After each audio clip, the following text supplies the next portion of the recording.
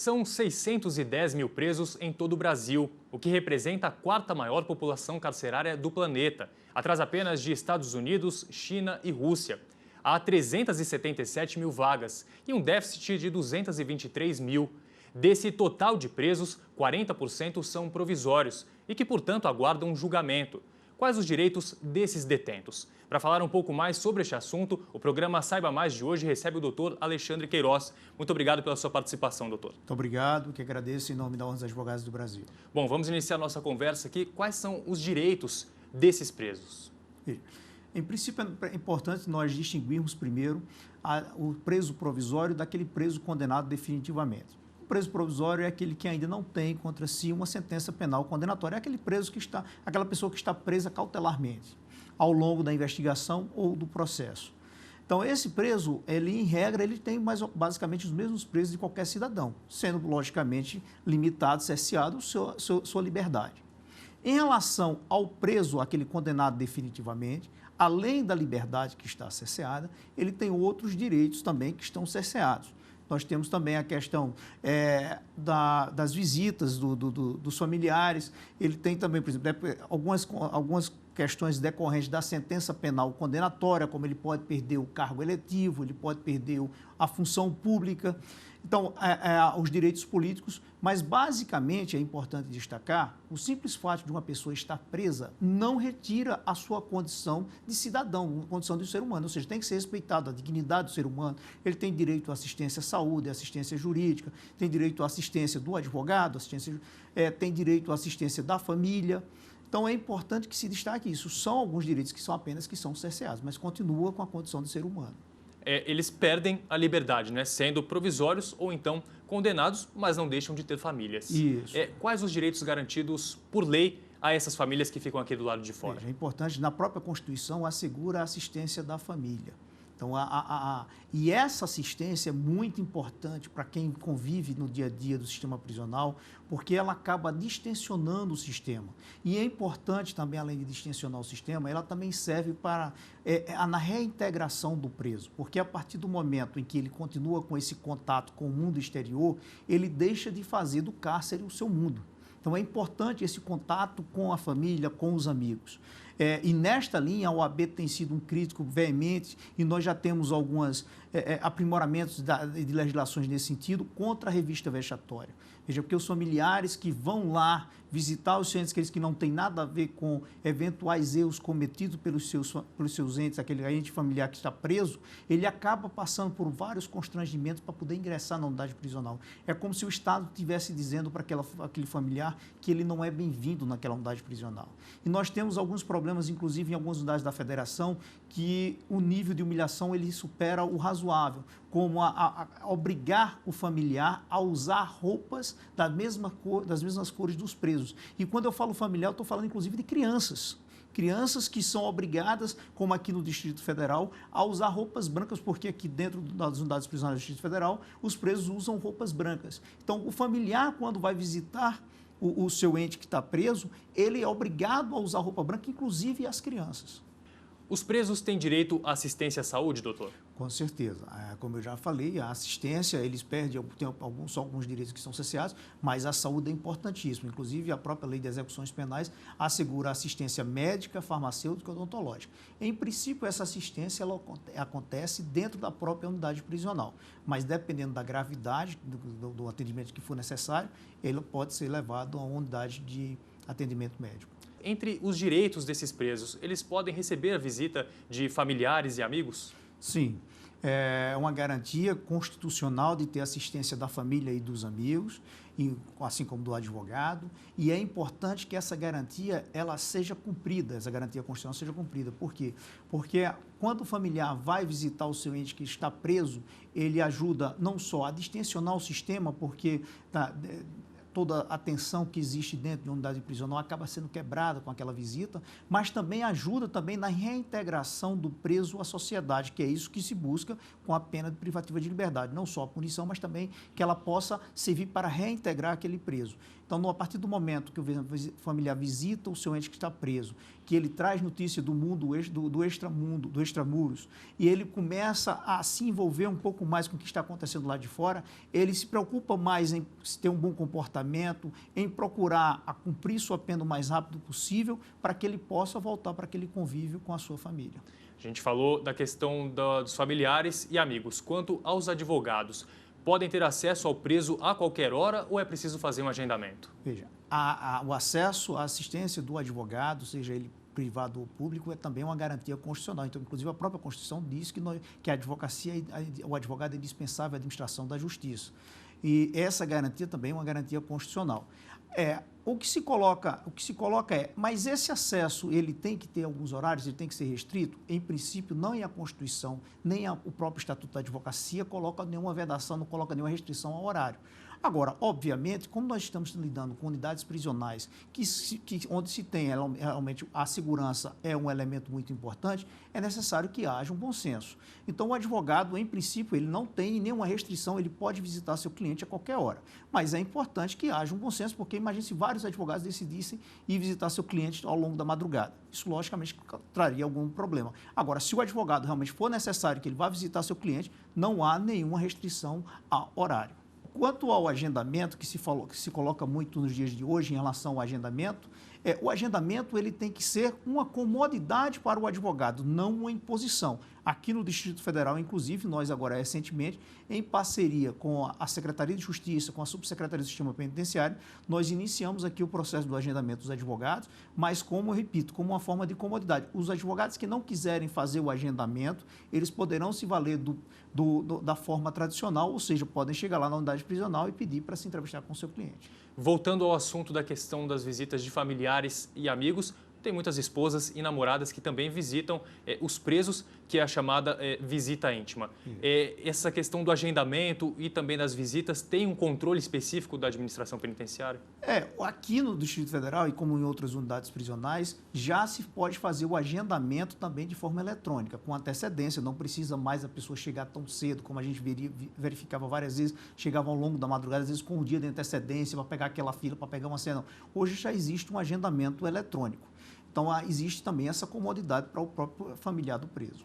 Entre os direitos também está previsto o direito ao trabalho. O preso ele pode trabalhar e quanto à questão da Previdência Social, ele pode contribuir e também ser protegido, doutor? Em relação ao preso, hoje o que a Lei de Execução Penal se coloca é que ele não está sujeito às regras que estão lá na CLT. Ou seja, ele não tem direito a 13º ou a férias, ele recebe cerca de 3/4 do salário mínimo. E isso foi feito como uma forma de estimular o empresário que busca o lucro, que ele estimular o empresário para que ele possa contratar aquela mão de obra do preso. É lógico que não deve haver uma exploração. O trabalho do preso deve ser estimulado como uma forma de dar dignidade, até muitas vezes de ensinar um ofício e de trazer dignidade. E nós sabemos, o trabalho do preso, muitas vezes traz para quê? Uma forma dele poder indenizar aqueles danos que foi causado pelo seu crime, uma forma de dar uma certa quantia para a sua família, pagar os custos do que o Estado tem em mantê-lo preso e também uma forma de fazer um pecúnio para que quando ele sair daquela prisão, que ele possa ter alguma coisa, algum dinheiro para recomeçar a sua vida. Em relação à Previdência, recentemente saiu um decreto de 2009, acho que é o 7054 de 2009, onde determinou, através desse decreto, que o preso seria um segurado facultativo, ou seja, o preso que quiser contribuir para a Previdência Social, ele pode fazer, mas de forma facultativa. Certo. Agora, esse trabalho ele pode ser feito somente do lado de dentro do presídio ou ele também pode sair para trabalhar? Não, em regra, o trabalho externo ele não é possível para aquele que está no regime fechado. E é necessário que se cumpra pelo menos 1/6 da pena para que tenha direito a acesso a esse tipo de trabalho externo. Agora, em casos excepcionais, pode sim ser atribuído o trabalho externo, inclusive para o preso que está no regime fechado, desde que seja uma exigência da LEP, que seja em obras ou serviços públicos. Como que fica o envio e o recebimento de cartas nesse ambiente do presídio? É importante destacar que é assegurado, sim, à pessoa que está presa o direito a se corresponder com o mundo exterior. Até porque, como eu já falei, isso é importante que tenha esse contato com as pessoas e saiba o que está acontecendo aqui fora, para que estimule um bom comportamento, para que ele possa fazer o possível para que saia mais rápido e possa progredir ou cumprir a sua pena o mais rápido possível. O que existe, a grande discussão que existe é em relação à violabilidade da correspondência dos presos. O Supremo, e é uma garantia constitucional da inviolabilidade, mas a própria Constituição traz algumas exceções, quando for por ordem judicial, para investigação criminal ou para um processo criminal. A lei de execução penal, de execuções penais também traz algumas restrições em relação à correspondência. Diz que pode ser restringido, ou seja, o preso pode ficar sem essa correspondência, desde que seja por ato motivado do diretor, mas o que a jurisprudência vem entendendo é que essa inviolabilidade da pessoa que está presa, ela pode ser mitigada também por conta da segurança. Então, o próprio Supremo tem decisões nesse sentido, dizendo que pode sim ter acesso, pode ser quebrada essa inviolabilidade, para que, por questões de segurança, as pessoas que fazem a segurança da unidade prisional possam ter acesso a essa correspondência. Nós falamos da questão do direito ao trabalho, que é garantido, o senhor já respondeu. Quanto à educação, o preso pode estudar enquanto está cumprindo pena? Pode e deve. A educação é importantíssima porque, se nós olharmos a grande massa da população carcerária brasileira, são pessoas que não tiveram a oportunidade de ter acesso, muitas vezes, ao sistema de educação. São pessoas que analfabetas ou semi-analfabetas, a grande maioria da massa carcerária brasileira. Então, é importante que essas pessoas, já que estão ali à disposição do Estado, que possam sair de lá, que aprender alguma coisa, até como uma forma de, quando saírem, quando virem para aqui para fora, terem uma nova oportunidade. Existe, inclusive, uma previsão de que a cada 3 dias, a cada 12 horas de estudo, a pessoa que está presa ela tem a possibilidade de remir um dia de pena. E também existe, hoje já existe uma recomendação do CNJ, a recomendação 44, onde estabelece, pelo menos recomenda, como o próprio nome diz, para que nas unidades prisionais, nas unidades da federação, possa se estabelecer também remissão pela leitura. Ou seja, a cada 30 dias, basicamente, o preso recebe um livro e ele tem 30 dias para fazer uma resenha sobre aquele livro e, feito aquela resenha, ele vai poder remir também um dia de pena. Na questão do direito religioso, a gente vê muitos cultos ou missas dentro dos presídios. É garantida essa liberdade também de crença religiosa? Sim, e é muito importante, todos os estudos mostram que a religião dentro das unidades prisionais são importantíssimas nessa reintegração social. Porque muitas pessoas, se acabam que cometeram erros, que cometeram justamente crimes, acabam se apegando à fé, à religião, para uma busca para mudar de vida. Então, é importante, é assegurado e é importante que seja cumprido essa garantia. Certo. Na questão da alimentação, uma coisa que muita gente até nem pensa, né? Só quer saber da questão do cumprimento da pena e a alimentação acaba ficando de lado. Também é uma alimentação em que há um balanço, há toda uma fiscalização. Como que funciona? Sim, inclusive aqui no Distrito Federal, como representante da OAB, da seccional aqui do Distrito Federal, nós regularmente fazemos fiscalizações em relação a essa questão da alimentação. É lógico que nós não estamos tentando estabelecer que seja dada a melhor alimentação de um hotel 5 estrelas, não, mas que seja dada uma alimentação digna, para que a pessoa possa ter, até para que não traga um custo para o próprio Estado. Porque se a alimentação é uma alimentação que ela está estragada ou tem algum problema, ela acaba trazendo custo adicional para o Estado, porque vai ter que levar essa pessoa para um hospital, vai ter que ocupar um leito de hospital ou um atendimento dentro da própria unidade prisional e acaba se revertendo no custo para o próprio Estado. Agora, vale a gente ressaltar também que, para fiscalizar se todos esses direitos estão sendo garantidos, há visitas periódicas, né, doutor, ao presídio, para checar como que está aquela situação, como estão vivendo aqueles presos. Isso, né? Essas visitas devem ser feitas tanto pelos juízes da execução penal, pelos promotores que atuam na execução penal, pela Ordem dos Advogados do Brasil, como nós fazemos. Eu faço parte também de uma coordenação do Sistema Carcerário do Conselho Federal. Nós fazemos essas inspeções no Brasil todo. Então, é importante que outros organismos que representam a sociedade como um todo também façam essas inspeções para que possamos garantir que esteja sendo cumprido, basicamente, a Constituição e a lei. A gente percebe que em dezenas de presídios há a questão da superlotação. A gente pode afirmar que a superlotação fere algum direito dos presos? Com certeza. O que nós temos hoje, a situação é realmente muito grave que nós temos no país. Como você disse no início, esses 610 mil presos, isso são dados do Infopem de 2014. Mas já se fala hoje que nós, na verdade, não seríamos mais nem a quarta população, já seríamos a terceira, já teríamos ultrapassado a Rússia, notadamente se nós computarmos também neste número os presos que estão em regime domiciliar, que são cerca de 140 mil. Então, que se fala que o Brasil hoje já seria a terceira população carcerária do mundo. E um dado gravíssimo, que você já deu no início do programa, é em relação à quantidade de presos provisórios. Veja, esses cerca de 40%, 42% de presos provisórios, isso é uma média nacional. Nós temos em alguns estados, como Sergipe, se eu não me engano, que ultrapassam os 70%, Sergipe, Amazonas, que ultrapassam os 70% de presos provisórios. Veja, isso não só fere a garantia constitucional da presunção de inocência, mas como vai de encontro a toda a natureza da própria prisão. Veja, a prisão cautelar, o que é que ela visa? Ela visa justamente resguardar uma investigação criminal ou uma instrução processual. Ela é uma exceção e não como uma regra que nós temos. E um dado mais grave em relação a essa prisão provisória, essa prisão cautelar, que a média nacional, como já foi dito aqui, ultrapassa 40%, é que desses 40% desses 40%, ao final do processo, eles não são ou são absolvidos ou não são condenados a uma pena privativa de liberdade. Ou seja, essas pessoas que responderam o processo presas, 40% dessas pessoas, quando chega ao final do processo, o próprio Estado que os prendeu diz, não, pode ir embora. Certo. Antes da gente encerrar, gostaria que o senhor falasse quais são as evoluções que o sistema carcerário vem apresentando. Uma delas, inclusive, a audiência de custódia, que é bem desenvolvida pelo presidente do Supremo, foi implementada pelo presidente do Supremo, ministro Ricardo Lewandowski. Isso é a grande boa notícia que nós temos de 2015 em relação ao sistema prisional, a audiência de custódia.